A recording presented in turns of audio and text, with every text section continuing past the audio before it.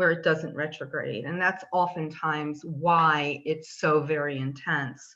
But also, as we will see a little bit, when Mars or any retrograde planet hits certain points in its orbit, meaning it begins by moving forward and hitting the degree where it will eventually, let's say, go direct, and then it will move to a degree where it stations or stops still, which it's doing now. And then that degree is is also going to then have a retrograde motion. And again, eventually, the Mars is going to cross that degree again. So the time between when Mars crosses the degree where it will eventually go direct and the time it crosses the degree where it goes retrograde is a long stretch. And because the degrees in between that bunch of planets, Mars will cross it 3 times. And that's why it's very, very important. Well, I'll go into that in a minute because some people might be a little confused about that. But it retrogrades for about 72 days every 2 years and 2 months. And on November 14th, again, I do this for GMT. So some people might say November 13th, when GMT is November 14th, exactly. Mars will station direct at 21 Pisces, 11 minutes in Revati. So the thing here basically is that any time you have anything in your chart or anything in between 4 degrees and 21 Pisces, these are where Mars is going to hit 3 times. So it's really important if you're doing your chart, if you're looking at where Mars is taking place, Mars will take place within 2 houses, 2 bhavas. It'll take place where Pisces is and Aries is, Mina and Mesha. And then it will also take place between 21 and 4. Now, if you have something, Lagna or planets, in between this, it will hit it 3 times, you know, as it goes direct, as it goes retrograde, and then as it goes direct again. If you have anything, you know, within a degree of, let's say, 21 Pisces or 4 degrees of Aries, it's going to only hit it twice because it's going to be sitting on that degree. And that's going to be a very powerful transit because it's going to be at the point where it stands still, either retrograde or direct. So those are the things you have to look for in your chart to see how it affects you. But if you have nothing in between these degrees or even opposite, you know, because the opposite degree is going to get, you know, the aspect, it's still going to be in your houses. It's still going to be in your life. You know, it's like when I teach eclipses or anything else, it's still going to be in your life. It's still going to be obviously in the sky. So it's very, very, very important, you know, to be able to know, you know, what that house in the chart represents. And of course, you could do that from the Lagna, you could do it from the Chandra Lagna, and that will be really important. And then just going to say that these are the other important aspects of September, especially Jupiter, because Jupiter is actually stationing direct tomorrow. So after its 4 months of retrograde from May 14th, it's going direct. And, you know, Jupiter was, that's another lecture, but Jupiter was interesting because it also went from Capricorn to Sagittarius. And that retrogrades every, you know, retrogrades for about 120 days or 4 months, every 13 months. So every year, it like starts later. So if this year the retrograde started in May, mid-May, next year the retrograde will start in mid-June, and it will go from mid-June to mid-October. So it's kind of easy with Jupiter to know exactly each year when it's going to have its retrograde motion. And when Jupiter goes direct, at least the good news with Jupiter direct is that a lot of times projects that stall are going to move forward. And now, of course, in the age of the pandemic, it means things are opening up. You know, things are really starting to now open it up, even in New York City, you know, where everything has been closed for so long. Actually, in 2 weeks, restaurants are opening. So that's what Jupiter is bringing in this particular day and age. I mean, in other years, it does other things, but in this day and age, it's very much related to the fact that things are opening up and maybe things that have stalled, you know, you're pushing forward with it. And then Rahu Ketu enters Taurus, Scorpio, in September 20th for 1.5 years. And then Saturn will station direct September 29th, after it was also retrograding for about 137 days from May 11th, every 12 and a half months. Anyway, so, and again, we can come back to this when we, when I break and we have a discussion, because again, I'm not gonna do my normal, 2 hours worth of talking. And just to be very quick, the phenomenon of retrogradation, for those of you who really don't know, it's really when a planet reduces the speed by which it travels, from the position of the Earth, and it stops at a particular degree, and it appears to move backwards for a fixed amount of time, and it lingers then longer than usual in a portion of the zodiac. And then as it moves backwards, it goes backwards, and still until it will station direct, and then it will move forward again. And the Sanskrit word for retrograde motion is called vakra, and vakra means curved or crooked. It means a crooked path. It means bent, twisted. So when that planet is retrograde, it really means it's going on a crooked course. Things are happening not the way we have planned. So even though one might say from the past, oh, Mars is going to do this or Jupiter is going to do this, trust me, we never know. And that's why we're always surprised. We're always surprised, for instance, now at the intensity of the fires. Well, there are fires in California every year.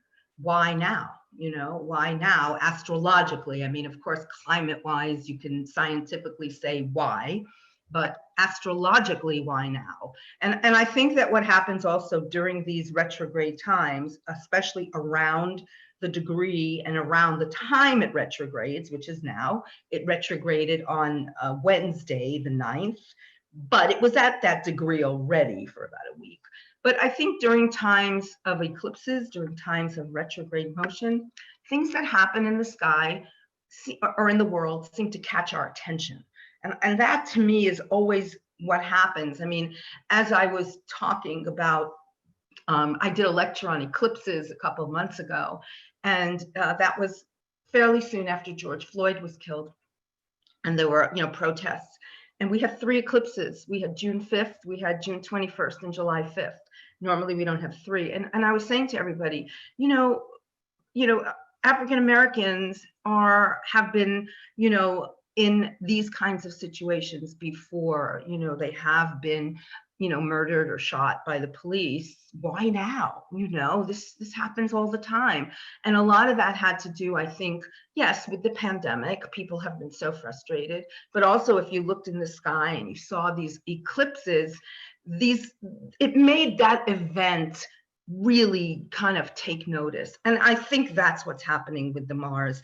And way, way, way before the pandemic, I had said last summer also that that's going to be why the election season is going to be especially, crazy and aggressive.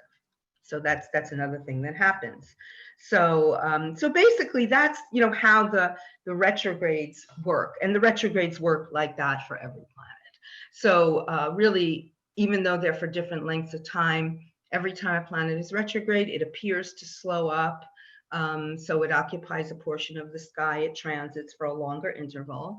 And the important thing also is approximately midway through the retrograde cycle, the planet is closest to the Earth in its orbit around the sun, because the retrograde is not only appearing to move slowly, but it's moving closest to the Earth in its orbit. And that's why midway through that cycle is going to be the most important timing. And for the planets that are beyond on the outer orbit of the Earth, so Mercury and Venus, when they retrograde, they conjoin the sun, but Mars, Jupiter, and Saturn are always opposite the sun. So you will know midway in this cycle between now and November, that means in October, we are going to have the sun and Mars in that full aspect or opposition. So you always know that about halfway, that's what it's going to do. And because of that, retrogrades are considered to be strong and powerful. They're not necessarily considered to be auspicious. This is a mistake that some people make. Oh, retrogrades are strong, that means they're auspicious. It doesn't. It just means that they're strong. So if you have a malefic energy, let's say you have some malefic force, let's say it was by your front door, You know, is that good or bad? I mean, it's like not good, you know, you want it to go away. Or let's say you're living in the wilderness and a black bear comes to your front door. That's what it means to have that retrograde. And because it's slow, it's there and you have to deal with it. Even Jupiter is a benefic, but when it's very, very, very close, when it's retrograding, it's oftentimes very slow to show you, you know, the benefic quality of it. So that's very important. And I just thought it's really interesting. This is the red planet. I mean, this is, you know, a picture of Mars, you know, from NASA. And then this is a picture of San Francisco on September 10th, as we've all been seeing in the news. And it's kind of so bizarre. It's kind of like, you know, you could take the colors either way, but it's like Mars descended on the Earth, you know? I mean, that was like the first thing that came to my mind when I saw all this. And so one of the things I think that's most important, and Mars, which is also known as Kuja, Mangala, Bhuma, Angara, I mean, there's so many words for it, is that because of what Mars represents in the chart and astrologically, at a great extreme, Mars periods accentuate impulsivity, hostility, aggression, ambition, assertion, war, meteorological extremes. I mean, if you looked at all the Mars periods, you will see that a lot of these things happen. It doesn't, I know what I'm writing sounds absolutely awful, you know, like Armageddon, but it really simply means that you've just got to be aware. I mean, Mars energy is at its, everybody is on edge, and that Mars is making it worse. And a lot of these, you know, a lot of these plant fires and everything else that's going on. But it's most important to know that the Mars energy is also telling you to sort of calm down. It's telling you to take some deep breaths. It's telling you not to, you know, worry so much, but it's also saying, you know, that there are, you know, people around you. I mean, you might drive on the highway and really do great, but somebody behind you, you know, might be going at a really fast speed and, you know, might rear end you or something. So it's super, super important during these Mars times to just keep your eye on everybody else, because you can't always control what other people do. The only things you can do is control yourself, you know, and those kind of things. And Mars obviously rules heat. So very literally, it's not a surprise that we've had fires. And also because Mars is in Aries. Mars is in Aries and Pisces. Some people are also talking about the fact that we have Mars at what we call Gandanta degrees. And the Gandanta degrees are really the last 3 degrees or 2 or 3 degrees of the water signs and the first 3 of the fire signs. So because it is now, you know, Mars is going from Pisces to Aries, the times when it is at that Gandanta degree, between like 28 Pisces and 2 Aries, was about August 11th through August 29th. And then it retrogrades about September 23rd to October 10th, which it could be, that could be a very, you know, difficult time, because that's when it's retrograding through those Gandanta degrees. And other things, Saturn will go direct, the nodes change signs. And then between December 19th and January 1st. Those are the 3 times when Mars is going to be in between 28 Pisces and 2 degrees of Aries. Now, right now, Mars is in Aries, it's fire. When it goes into water, into Pisces, yeah, there could be, you know, more flooding or hurricanes. I mean, because of the heat of the water, we don't know what it's going to bring.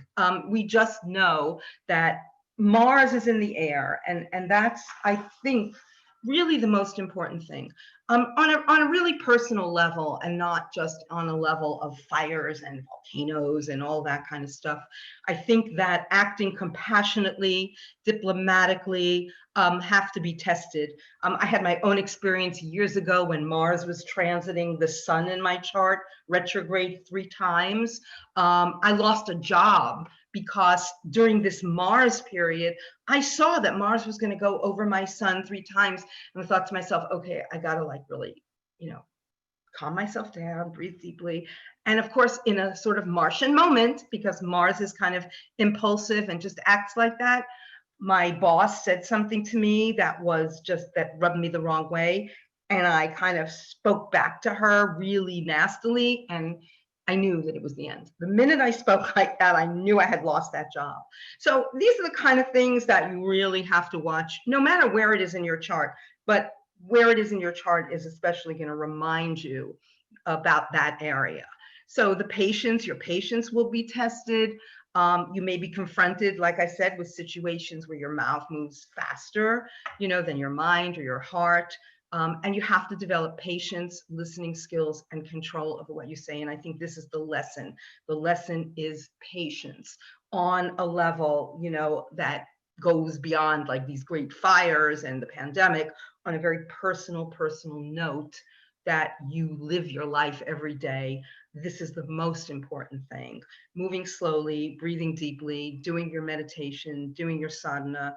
It is really important. And not responding to other people, because a lot of people are going to have very short tempers. And this is always on a Mars retrograde. This is not just because of the pandemic, but of course that makes it worse. And again, these are the Pisces and Aries. When you have Mars going through two signs, it means that Mars is going to be going through those two signs like in a period of 8 months. So that's going to be only in one part of the zodiac. That's why it's so intense. If Mars was going just through one sign, like it did a couple years ago, it was in Capricorn only, that was for about 6 months. So so it does straddle Pisces and it straddles Aries, between June 18th and February 21st, 2021. So, you've already had, the Mars in Pisces. It entered Aries on August 16th. That is right before we had Kenosha. And that was also in that month, we had the Lebanon blast. I mean, it's just been like really a lot of things after another. And here it's going to station back. It's going to retrograde today, on the 9th, and then it's going to go back into Pisces on the 4th. That's why those dates of Gandanta I was telling you are going to be kind of tense. And then it goes direct on November 14th. But what it means is that an average transit that lasts like a couple days, is going to last a very, very long time. It lasts like 3 or 4 months. And these are just a couple of things. Again, I can easily, this will be on this YouTube, these handouts, and I can even email to you if you want them. You can always email me back. But this is when Mars entered what we call the shadow or the retrograde arc in kind of Western astrology. But this is when it went into the degree of 21 Pisces, where it's going to eventually go direct. So it's already, that's why I say that after 21 Pisces through 4 Aries, that span is the important span. So Mars went already on July 25th into the area of the zodiac where it's going to be retrograding back and forth. And I found this, I thought it was really funny, that on July 30th, NASA successfully launches its Mars 2020 rover mission to search for signs of ancient life. So I thought, well, that's kind of perfect. And the other thing that is very important that I work with a lot, that I want you to take note of, if I kind of give you anything that maybe you're not aware of, is that, like I said, midway through those cycles, you have the opposition of the sun with Mars. And that is also a very sensitive degree. So here we're going to have the fact that on October 13th, midway through the retrograde cycle, which is between September 9th and November 14th, we have the sun and Mars opposite each other. And that's going to be at 27 Virgo and 27 Pisces. The sun will be 27 Virgo and Mars will be 27 Pisces. So this is a hot degree because it's when Mars is closest to the Earth. Because in that cycle, it goes, it's crossing, coming close to the Earth. And with Mars, Jupiter, and Saturn, whenever you have the opposition, the planet is retrograde and it's close to the Earth. So again, this is a very important degree. So whenever I look at the degrees and where they are, I always look and see that, Mars first conjoined that degree, that 27 degree, on August 7th. And then we had the Lebanon explosion on the 4th, an India plane crash on the 7th, and Belarus started. There were a lot of protests in Belarus because of the leader of the country. And then we had Mars and Saturn in what in the West is considered a square, but we can look at it as kind of kendras to each other. So over here we had August 24th, and we had Blake shot in Kenosha August 23rd, and then protesters killed August 25th. All of these are degrees and dates when things are heating up. And then of course we have the retrograde where the fires accelerated on the West Coast. So again, this is what's going to happen. And then just very, very briefly, this is, again, I can send anybody these handouts. I've been watching this over the years because I do, year ahead talks. And so I'm always looking at what happens. So the fires are going to go into my database of what happened on this retrograde. But let's say the one in 2003, Mars was closest to the Earth in 60,000 years. If you went to the newsstands in 2003, and I remember this very clearly, Mars was pictured on the cover of, Sky, one of those magazines, I forget the name, Sky and Earth magazine, and it was saying, if this is closest to the Earth than it's been in years. And that summer, there was a heat wave in Europe. People died because it was so hot. And on the East Coast, there was a blackout all up and down the East Coast. And that happened August 14th. And also another really, remember, every 15 years, actually, Mars is going to be around the same part of the zodiac. So here we had Mars, October 1st, retrograding 2005. It was 29 Aries. And here it goes direct December 10th in Aries. So this was all in Aries. And that was when we had Hurricane Katrina.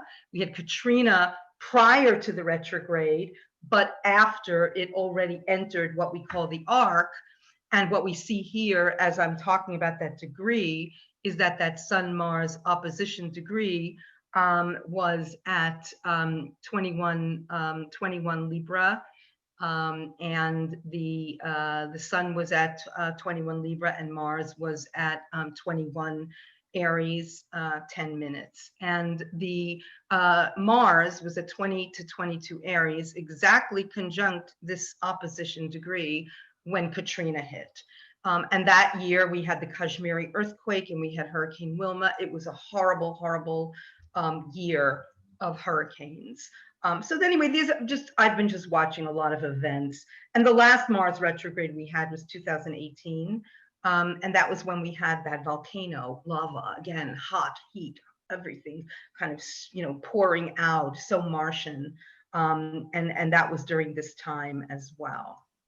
So anyway, the real key, again, I'd love to hear your stories too. But the real key here is, again, to just be prepared for conflicts, problem solving, decision making, disruptions. Think before you act.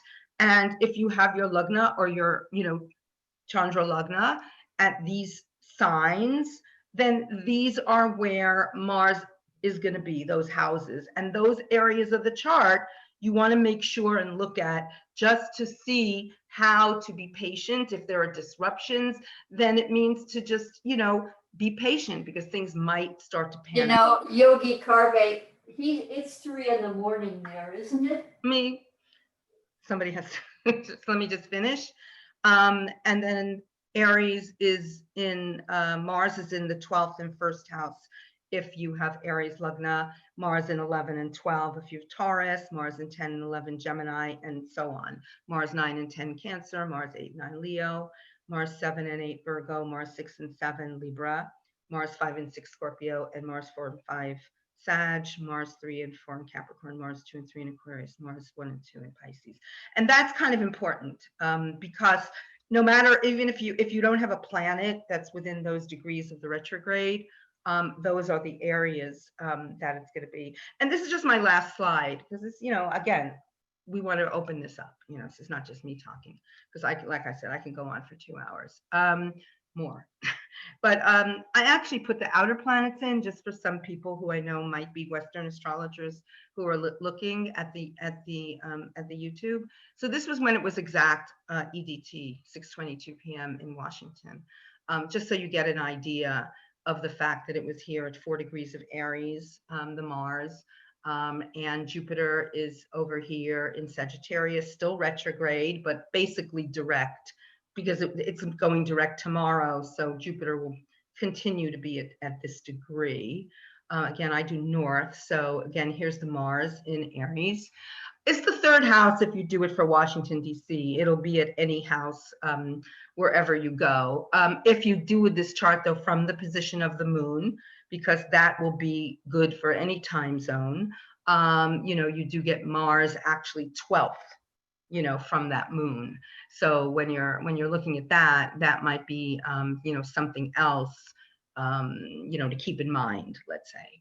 And then the Saturn is retrograde, Mars is going to go retrograde, Jupiter's retrograde. So oftentimes, if you're going to look at the chart of the retrograde, you get also an idea of where the planets are in relationship to each other. So that's why I was saying that when Mars and Saturn were at that particular, degree, back in, let's say Mars was squaring Saturn August 24th. And again, that was just around the time of Kenosha. So, so even though, from the Vedic point of view, Mars, this is a 10th house aspect to Mars. The 10th house is still what we call a 25% aspect. And then Saturn would be throwing a 4 house or sign aspect, which would be a 75% aspect. So even though it is not 100%, with the Mars being 4 and 8 and Saturn being 3 and 10, these are still in kendra to each other. And for me, that works very, very strongly. I know in the West that's considered a square, so they do work, quite strongly.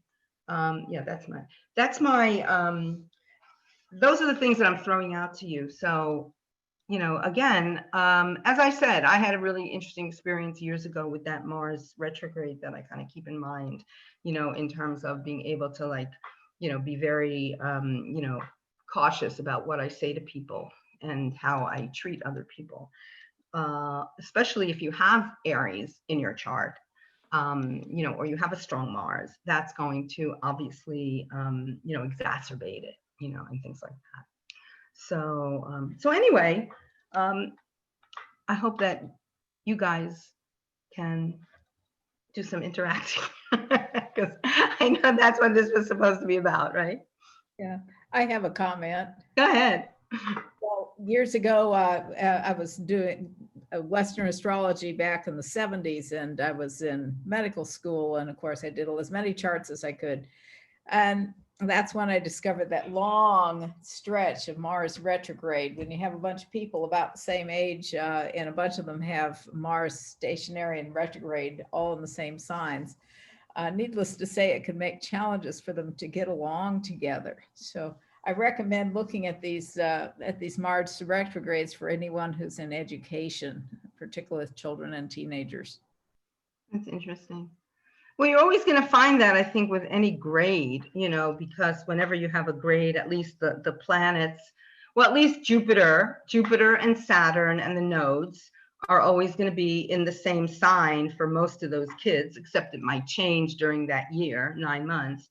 But then, of course, because the Mars retrograde is a period of it can be 6 months that it goes in the same sign, you are going to obviously get kids born in Mars retrograde that have more opportunity to share the same sign, and sure, definitely, it makes a lot of sense, so. Anybody want to share some Mars retrograde experiences or anything like that? What are the retrogrades? I mean, right? Because that's why I was hoping that other people would kind of come in and do some talking. Scott, you usually have something to say. Yeah, I gave a present. Can you hear me? Yes, I can. I gave a presentation on Mars retrograde on Thursday to a bunch of Uranian astrologers. So okay, I'm kind of talked out on the subject, but I will say it's fun to see the asteroids that are traveling with Mars. There's a handful of asteroids that are traveling alongside Mars right now. And One of them is asteroid Shapiro. And Shapiro was the doctor who proved that Tourette syndrome was a neurological rather than a psychological condition. And I am quoting the work of Martha Lang Westcott here. So I think it's so interesting that election day is kind of in the middle of this Mars retrograde season. And I can just picture us all shouting obscenities at each other, you know, with asteroid Shapiro in the company of Mars. So, but we'll have to wait and see. So if Well, I that think election day, I mean, election day was always going to be, I mean, fraught, no, well, but it was always going to be a bit strange, again, because Yeah. of the retrogrades, because on election day in America, Mercury is going to station. So that means Mercury is going to Right. change from a retrograde Mercury to a stationary Mercury on election day. And, you know, normally, you know, one would think, oh, well, it's going direct, so, you know, it's not going to create havoc. But a lot of us are aware of what happened when in 2000 on election day, when Bush v. Gore happened. And on that day, Mercury was doing the same thing. Mercury was changing course and moving direct. So when I saw that this year, I thought, oh, will there be another repeat, you know, of Bush v. Gore, hanging Chad. where we Right. won't have, well, mostly that we won't have the results on that day. And this was last summer, because I was writing an article about Mars and Venus retrograde in an annual for the year. And, you know, when I saw it, I thought, wow. And the added factor this year is the Mars retrograde. So that's the added factor, which means it's going direct November 14th. But I don't, people tend to think, oh, well, that's when we're going to get the results. But I'm not really sure that that's going to be the time when we're going to get results. But what is going to happen, I believe, because Mars is retrograde and it's going to be sitting, you know, on that 14 degree, you know, Mars is going to station direct on November 14th. But it is going to sit on that same degree for at least a week or so, because, you know, maybe more. So in fact, you know, on election day, which is, you know, which is November 3rd, Mars is already at 21 Pisces. So the thing is that on election day, Mars is at that degree where it is, you know, sort of sitting still. So even though it's going to station direct, just like Mercury is stationing direct, it's sitting still. And as I was saying, you know, when it's retrograde, it's very close to your door. When it's direct, it's moved a little bit beyond, you know, your front door, but it's still in one position. It's still, it's like fixed, you know, it's really sitting there in one position, very, very, very fixed. You know, and because of that, you know, I'm not necessarily sure that just because it goes direct, we're going to have results, because here, once again, we have Mars, you know, conjoining the opposition degree, which again, I think is a hot degree. And then it leaves that whole bunch of, you know, that whole area of the chart where it first went retrograde over here. And that's not until January. And then again, it's still going to be in Aries, and then it's not going to enter Taurus until February 21st. I don't think that's going to happen, because January 20th, they have to, by constitutional law, they have to inaugurate the president. You know, but it's a very interesting sort of thing, because like I said, we have those Gandanta, you know, degrees and those Gandanta dates. And that's not going to be exactly on election day, or even when Mars goes direct. And I think that the interesting thing, of course, is that Gandanta is going to be the final one between December 19th and January 1st. And if we remember from 2000, for those of us who were very much around then and paying attention, the actual election when Al Gore finally, you know, sort of conceded, thank you for that word, was mid-December. So again, mid-December is sort of goes along, you know, in a lot of ways with this mid-December date, when it's conjoining that opposition degree, and then it leaves, what we call this arc, January 2nd. It's a very difficult time the next few months, for many other reasons too, that have to do with the nodes and the eclipses, and they're going to be in the chart of Trump, and and I always feel he represents America. I mean, I am looking at Mars retrograde as bringing in things that are, like more violence again, Yeah. more meteorological things. I mean, I think these fires are going to make way for other things. It doesn't mean it's all going to be in America. You can have floods and earthquakes, because remember 2005, when I was talking about Katrina, we had that earthquake in Kashmir, that huge earthquake in Kashmir, in October 8th. And then we had a horrible hurricane in Florida, which, in October. Which one? There are so many. No, Wilma. That was Hurricane Wilma. That was right near Katrina. Wilma was not nice. Yes, lost a window. Yeah. This was, you're right, this was after Katrina and after this earthquake. So I think the thing that's important, and that was also in the same part of the zodiac. It was also in Aries. So I think that that's kind of important to see, that after, that you had hurricanes and earthquakes then. Maybe there were fires then too, but I mean, that was really one of the more, big things. We had the Haiti earthquake during a Mars retrograde. I mean, a lot of things happen, during retrogrades, not just Mars. Like I said, in 2018, we had the lava, the volcano from Hawaii. I didn't realize the Malaysian plane disappeared. By the way, there was a really interesting question from Sandeep. Did you see that on Mars retrograde on the markets? Chat here. Do you want me to read it to you? Sure. Do you have any view on the impact of Mars retrograde on stock markets? Is it viewed as positive? And I know nothing about this. It's wonky. Yeah. I don't want to get into markets. That's a whole other issue. If I knew about that, trust me, I'd be retired and living on some nice island if I could follow, if I knew what I was doing with markets. But oh my God, me too. And I would come visit. Listen, let me ask you this. In the West, there is a tradition that people with Mars retrograde sometimes have a problem expressing anger or being direct. They tend to be a little more passive aggressive. I don't know how far back this tradition goes in the 20th century. Is there anything similar?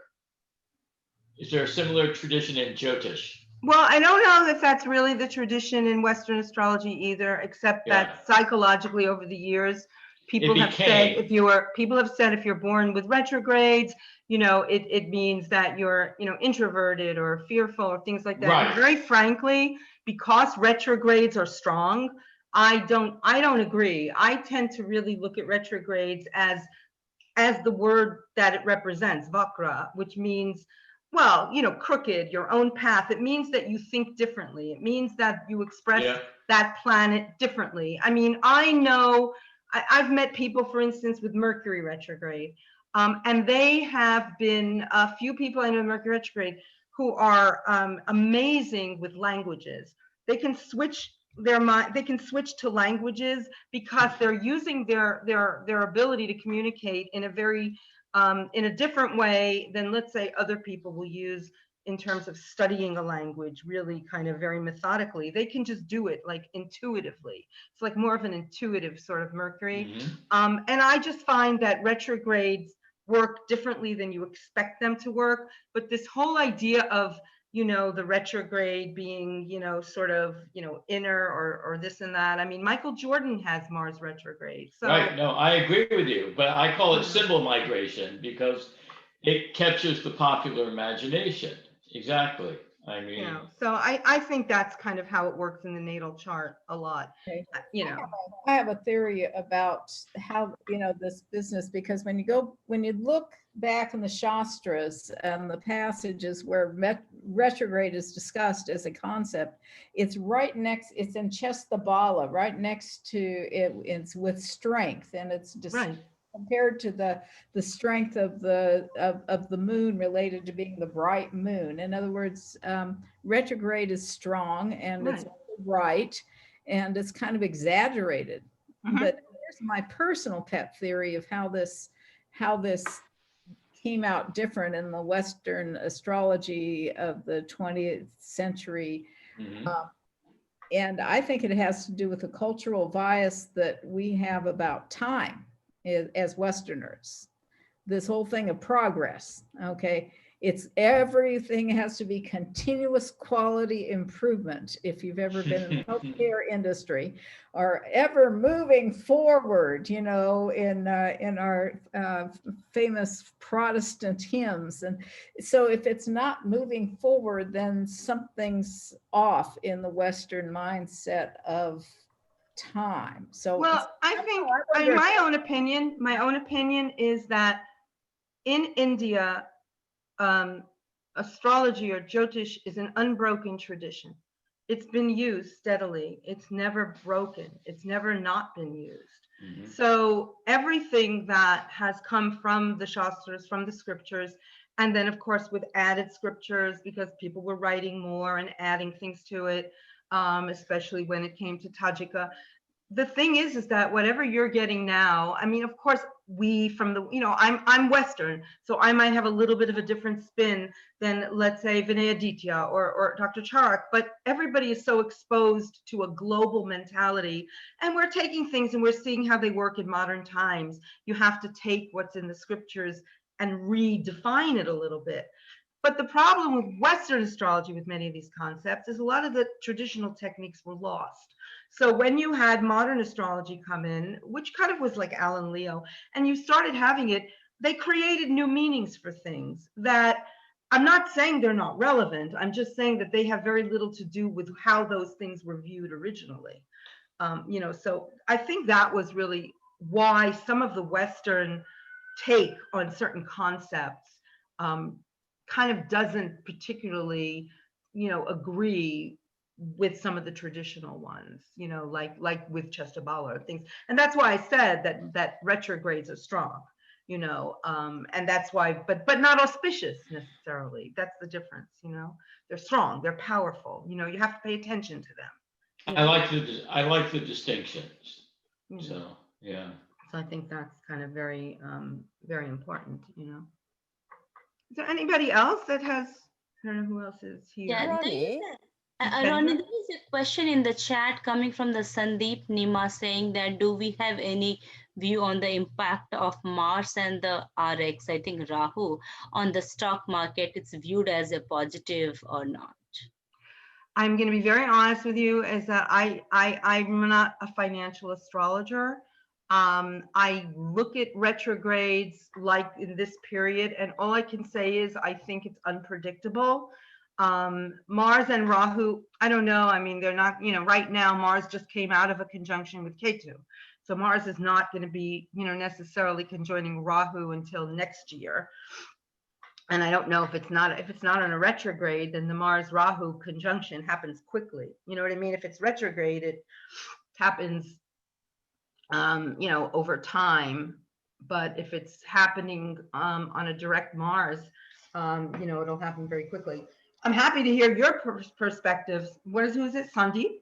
But, you know, to be very honest, I'm not a financial astrologer. And I mean, I have my own ideas of, let's say, Jupiter in the market, but I kind of keep away. I don't advise my clients about investing in stocks or anything like that, because I really feel to do that, you better know what you're talking about, you know, because money is very sensitive. And I would never want to tell my client to invest in something and then find out the week later that the stock dropped, you know. I mean, I would not want to be responsible for that. So, yeah, so I can't really answer. Financial astrology is not my specialty. I mean, I could look at your chart individually and see if it's a good time for you to invest, but to tell you what to invest in, you know, I mean, I'm fairly good with real estate, but, you know, not in terms of looking at the trends.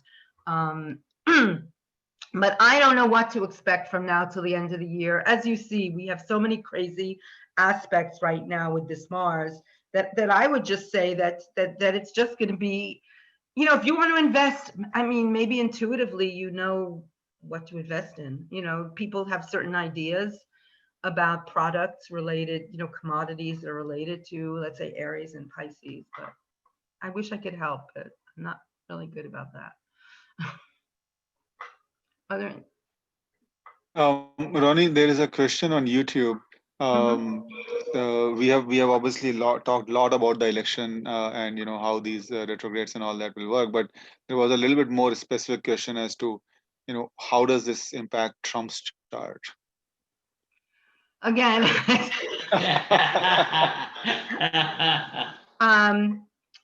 how does it affect Trump's chart? Well, I think Trump has other aspects besides Mars, let's say. But and again, I'm not predicting anything with the election either. I just don't, because I don't want to really get into politics particularly. But I can easily look at Trump's chart and tell you, we can see where Mars is, in relation to Trump's chart. But I'm just gonna, I'll call it up and we can look at that. I do north, so this is kind of I don't know if you do south, I do north. So let's see if I can do it this way. I know what I can do. I'll do it this way. I'll call up the chart and I'll put it in South Indian. Here is, let's see, sorry about that. I didn't particularly want to get into that, but we can just look at where the houses are and stuff like that. It's fine. So that's South Indian.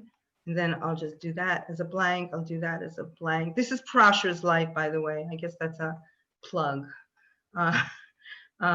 Just so I can make it a little bigger. And this will be on YouTube then if people want to listen after. So basically, it just means that if you're looking at Trump's chart, Mars is I think we cannot see the chart, right? You can't see the chart? No. No? Oh, I know why. I'm sharing, I have to share my screen and go into Prasher's Life. New share, that's why. Okay. Now you can see it, right? Yes. Yeah. Okay. Yeah, I mean, I have to always know how to do it with Zoom and figure that one out. So, so Mars, like today, is 4 degrees of Aries. So right now it's in his 9th house, right? It's going through his 9th house of Aries. And as I said, and then it's going to go through his 8th house of Pisces. Again, that's just Mars. I mean, he's got a lot of other stuff going on in his chart, like, a lot of us do. But if you're looking at that, aspect, in particular, that's kind of like what you would look at. And then you could see that at some point he will have Mars opposite his Jupiter from Pisces over here, and things like that. And the point really is that he will have Mars going there at the 21 degree Pisces. And then as the November goes on after the election, Mars will be opposite his Jupiter. You can take what you want from that. I'm not going to make a prediction now or anything because there's a lot of stuff going on in his chart that go beyond Mars. But for him, I would say definitely, like everybody else, watch what you say, watch what you do, because you can arouse anger, which we know. But, the other thing is that I look at the president's chart as the chart of the nation. And when we had, because that is what they did in ancient times, they looked at the king as the nation. When we had the total eclipse of the sun in August 2017, summer 2017, August 17th, the eclipse was exactly on his ascendant. And it was really right over here, that eclipse. And obviously it was conjoining his Mars. And I remember everybody was going a little bit crazy. Oh, what's going to happen with Trump? What's going to happen with Trump? And I said, I thought to myself, I said, it doesn't have to be Trump. It could just be the nation, that eclipse and some of those aspects. And very soon after that eclipse, what happened? We had the flooding in Houston, and hurricanes and flooding, and then in Florida and Puerto Rico. That all happened very, very shortly after that eclipse. So to me, a lot of this does have to do with the nation. But I think when it goes into Pisces, it's in his 8th house. You can also look at it as when it's in Aries, it's 6th from the moon. So if he was my client, I would definitely tell him to watch his health. I would definitely say when Mars goes through the 8th house, you know, to be very careful, because Mars does have to do with inflammation in general, you know. And I think that because it's opposite Jupiter, which rules the 8th, you know, maybe that's what I would say to him. But I think that's all I'm going to say. Trump's chart. He's got other things that are interesting. He's got Rahu going right into his 4th and 10th houses. And as I said on my nodes lecture the other week, I'm going to talk more about his chart on the Raj Yoga lecture that I'm giving, because I'm going to talk about yogas that have to do with greatness and status, which are Raja Yogas, and why some people's Raja Yogas really work out and why some don't. So I will be using this chart for that. But I'm happy to hear what you think, you know, as well. So that's my Trump story. Are there any? I can't see the chat, so you know what's in the chat. If there are any questions in the chat, and I think we're moving on to 10:30 anyway. But Yeah. Are there any other questions in the chat? Does anybody want to say anything? There, not in the chat over here, but there are questions in the chat of you. I don't know whether it's a question, but there is a comment from Hey Jude. Moon, Mars, Uranus are going to be conjunct during the swearing in of the new president. I'm not even looking that far. I am not looking at that inauguration chart, but yes, Mars and Uranus, for those of you who use Uranus, are exactly conjunct. They're exactly conjunct on the inauguration chart, which, yeah, may not look so great, but you know, I mean, I think that if you're as old as I am and you've been doing astrology as long as I have, every time we have a new president, people are predicting doom and gloom from that inauguration chart. I think I've always seen bad things predicted for every president, you know. But no, it's not a great chart, but you know, it could also be the weather. I mean, maybe we'll have a snowstorm on January 20th and something will prevent the inauguration from taking place outside. I mean, it can be as simple as that, you know. So you never know what might happen. Maybe you'll have an electrical blackout, you know, an electrical, you know, short circuit or something like that. Yeah. Can you easily see what dasha Trump is in? Somebody asked on YouTube. Yeah, could pull sure. it up. Sure. I mean, this is again, as I tell people all the time, I use Krishnamurti Ayanamsha. So the Ayanamsha that I use is going to be 5 weeks earlier. It's going to start 5 weeks earlier, you know, than Lahiri. So he is in a Jupiter Mahadasha, and he is now in Jupiter Saturn. He's in Jupiter Saturn even with Lahiri. Around election day, he would be, again with my Ayanamsha, he would be in Jupiter Saturn Rahu, but he would be in Jupiter Saturn Rahu in Lahiri as well, because that means that Jupiter Saturn Rahu in Lahiri would start about 5 weeks later. So that means it would start like 3rd week in October. So yeah, he's in Jupiter Saturn Rahu, and then he would go into Jupiter Mercury June 1st, 2021. Okay. So that's his dasha. All right. So okay, shouldn't have all these people up here. Some of my clients. Anything else that we can? Since it's getting late. Is there? Yeah, I think we pretty much closer to this closing the session. But at the same time, we would like to just ask if somebody has any further question on this one. So, any further question from people? I see 1 or 2 people unmuted themselves. So if not, I mean, it was a beautiful session, Roni, I can definitely say that. It's like, you know, I was so much into just listening to the whole, you know, planet, the way you were walking through, as if it's one of the looking into instead of just having the chat. So it was undoubtedly really beautiful. There are many people watching on the YouTube, so they are definitely enjoying and interacting from there. And I'm sure people will come later on. I know that I sent to my mailing list and people said, oh, I can't come. I said, don't worry, it's on YouTube. It'll always be on YouTube now. Exactly. Exactly. Same, Oh. same here. I was also giving the same message that no worries. You can go back and watch the same thing whenever you like to, especially when we send the communication. The time they get it, it takes a while. So I think we are good. So there are, obviously the comments coming in terms of, thank you, Ronnie. Enjoyed hearing your views on the Mars retrograde. From the Swati is coming. Thank you for explaining how the Mars retrograde is more intense than the other transits. So, I have not done my analysis on the retrograde part. So it was really interesting to hear from you, and especially looking into the events which you talked about was really fascinating for me. Thank you. Do you know, So- also, I want to say that for those of you, if you look in Briyat Samhita by Paramahira, he talks a lot about the transits, and he does have a chapter 6 in that book on Mars retrograde. It's a little bit hard to understand though, because he does talk a lot about some of the nakshatras, but also from the timing from, like, if you have the 16th nakshatra from the time that Mars was on an eclipse, it's a little complicated. The astronomers, the traditional ancient astronomers were far more complicated than people realize. I can't even follow a lot of their direction, but it is in that text, some more stuff about that, about the retrogrades.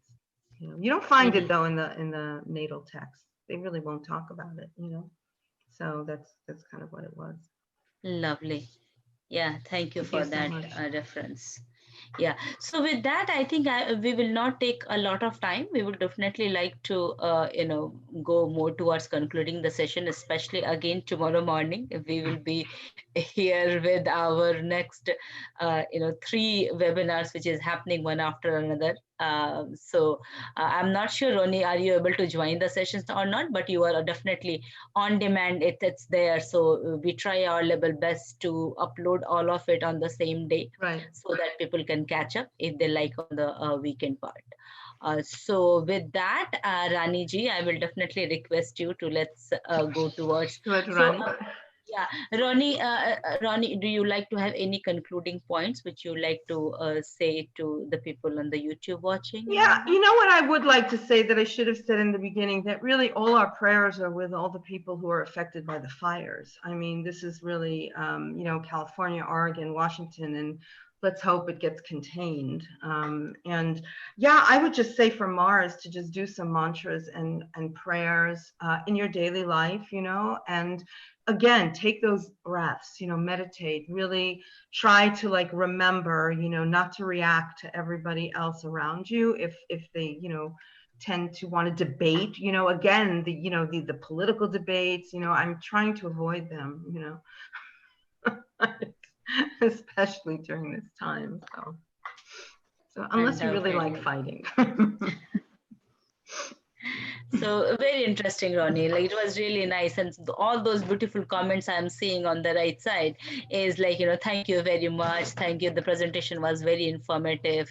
So, with all the beautiful comment, thank you for your time to be able to take out from your such a busy schedule during the September and be there with us and having this, the whole preparation towards making the session so lively we are really appreciative of that. Thank you. So with that, I definitely would like Rani ji to be able to do the mantras, and we'll close the session. Sure. Thank you so much, Rani ji. It was very interesting, extremely stunning to see how the events of the past several years have connected with Mars retrograde, something that I didn't see before, and it was very fascinating. Thank you so much for bringing that to us. Om Purnamada Purnamidam Purnat Purnamudachyate Purnasya Purnamadaya Purnameva Vashishyate. Om Shanti Shanti Shanti Hari Om. Thank you. Thank you. Good night. Good Thank night, you. everybody. Sleep Yeah, well. bye. Good night. Thank you, Meenakshi, as always. Thank you. Thank you, Rani. Thank Good night, you. Ronnie. Thanks. Good night. See you. Good night. Hi, Jitendra. Thank you very much. Very nice to listen about the You Mars. too. I have so many nice photos from Arsha Vidya last year with Yeah. you and Camilla, and yeah, it was nice. And Gudrun. I always remember. Yes. Next year we'll meet again. Yeah, hopefully. Hopefully. And you too, Meenakshi. Have a good sleep. You too. Thank I you. hope you're Thank you very much. sleeping. I hope you're sleeping. Oh, yeah, I am. A few days I'm not. Okay. So sorry for a lot of emails on those days. That's okay. That's fine. I just got confused about where to sign on, but that was fine. I'm glad you called me. Okay. I know. Great. Tomorrow Thanks. there is a wonderful day. There are 6 planets in own positions from tomorrow. Yeah, so 3 Yeah. days for the very good days. Okay. Good. I hope so. Okay. Okay. Thank Take care. you. Take care. Good night. Bye, Jitendra ji. Bye. Ji. Bye.